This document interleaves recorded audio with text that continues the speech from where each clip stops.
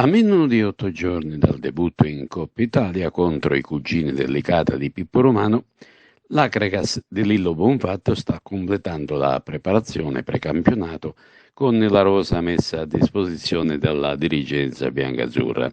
Sinora la squadra, composta da una trentina di calciatori, ha sostenuto dei galoppi congiunti contro compagini di promozione e qualcuno anche di eccellenza, mostrando anche dei progressi costanti e discreta visione di gioco. La vera potenzialità della compagine dei Templi si potrà giudicare meglio quando dovrà confrontarsi con una pari grado, e quella di domenica prossima contro il Licata proprio cade a puntino. Rappresenterà sicuramente un test significativo, molto impegnativo, una sorta di collaudo in previsione della stagione vera e propria, il cui inizio è programmata per la domenica successiva, 8 settembre, in quel di Locri. Nell'ultimo test di sabato scorso contro la Vigor Gela, l'Acregas ha prevalso con il risultato di 4-0, con reti di Bevilacqua, Lofaso, Grillo e Riggio. Ed ora spazio alle interviste. Mister, soddisfatto di questo test match contro il Vigor Gela? Allora, se devo essere sincero, abbiamo fatto un passo indietro rispetto alle ultime prestazioni, però ci può stare perché i carichi questa settimana abbiamo pure lavorato. Finalmente abbiamo finito, diciamo, con il ritiro, ora dalla prossima settimana iniziamo a preparare sia mentalmente che fisicamente la partita di Coppa per l'esordio. In cosa deve migliorare e crescere la tua Acregas?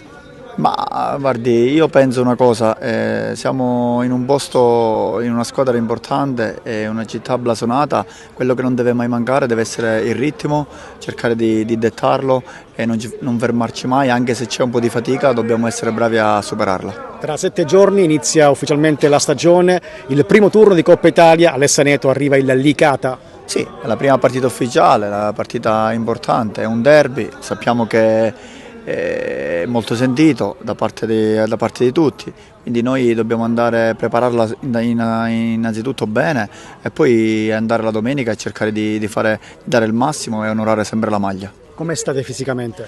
No, fisicamente stiamo bene, ovviamente la cosa importante è che in questo ritiro non abbiamo avuto acciacchi, non ne abbiamo avuto, questo quindi significa che lo staff sta lavorando bene, i ragazzi rispondono benissimo ai carichi di lavoro. Ora questa settimana, diciamo che è quella che si avvicina alla prima gara ufficiale, dobbiamo essere bravi a lavorare cercare di arrivare un po' più brillanti e cercare di fare una grande partita, perché sono convinto che se noi con l'atteggiamento giusto e con l'aiuto del pubblico, con l'aiuto di tutti, possiamo fare una grande partita. Nicolò Palazzolo, altro buon test dell'Acregas in vista del debutto in Coppa Italia contro il Licata. Quali indicazioni avete tratto da questa amichevole?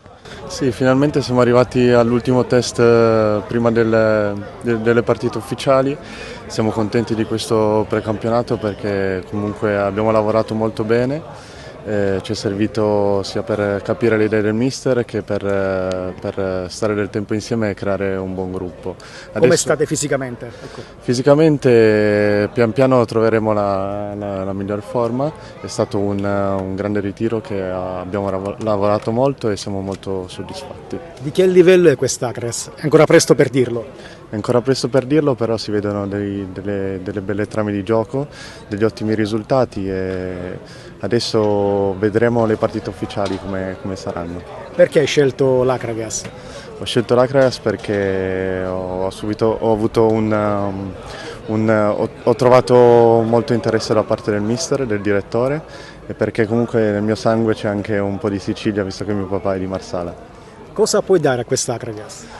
Posso dare sicuramente, darò tutto me stesso, suderò la maglia e garantirò ai tifosi di dare il massimo ogni partita.